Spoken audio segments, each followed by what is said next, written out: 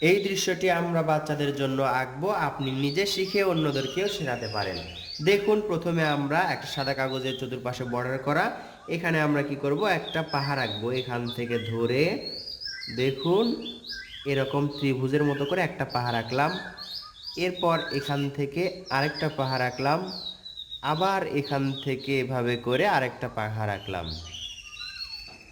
তিনটা পাহাড় আঁকার পর দেখুন নিচে একটা আমরা সোজা দাগ দিব। এই দাগটা আস্তে আস্তে দিতে হবে যেন সোজা হয়। এরপর কি করব, এর উপরে এভাবে দেখুন ঘুরে ঘুরে উপর দিকে যাব, আবার নিচের দিকে আসব। এভাবে পেন্সিল দিয়ে যে কোনো বয়সের বাচ্চারাই আঁকতে পারবে। আপনি নিজে আঁকা শিখবেন, এরপর বাচ্চাদেরকে আঁকানো শেখাবেন। আপনার সোনামণিরা সহজেই বুঝতে পারবে। তাহলে কৌশলগুলো ফলো করুন। এটা সিম্পল এবং সহজ একটা দৃশ্য। তাহলে দেখা যাচ্ছে এখানে পাহাড়ের নিচে গাছপালা। এখান থেকে আমরা একটা দাগ আঁকবো, বাঁকা করে দাগ আঁকলেই, গোল করে দাগ আঁকলেই সূর্য হয়ে গেল। সূর্যতে আমরা সূর্য রশ্মি আঁকবো, একটা ছোট একটা বড়, একটু ফাঁকা ফাঁকা, একটা ছোট একটা বড়, এভাবে করে আমরা সূর্য রশ্মি আঁকবো। আকাশে আমরা পাখি আঁকবো, এইভাবে একটা দাগ দিলেই পাখি হয়ে যায়।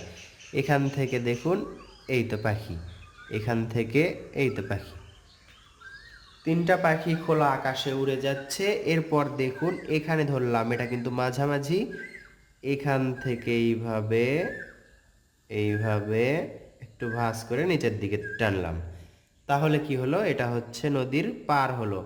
এই পারটা আমরা এভাবে ডাবল করে দিব, এই পারটা এভাবে আমরা ডাবল করে দিব। তাহলে পারটা উঁচু মনে হবে এবং পানিটা নিচু মনে হবে।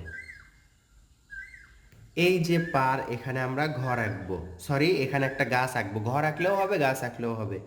তো আমরা এখানে গাছ আঁকছি। দেখুন এভাবে করে ঘুরে ঘুরে একটা গাছের পাতার শেপ আঁকবো আমরা। দেখুন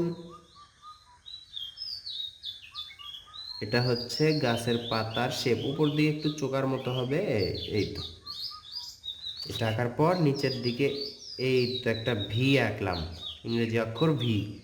এরপর নিচের দিকে একটা দাগ, এখান থেকে আরেকটা দাগ, দুইটা দাগ টেনে এই তো এভাবে আমরা শিকড় দিব। দুই দিকে দুইটা দাগ দিয়ে এর সাথে মিলে দিলেই শিকড় হয়ে যায়।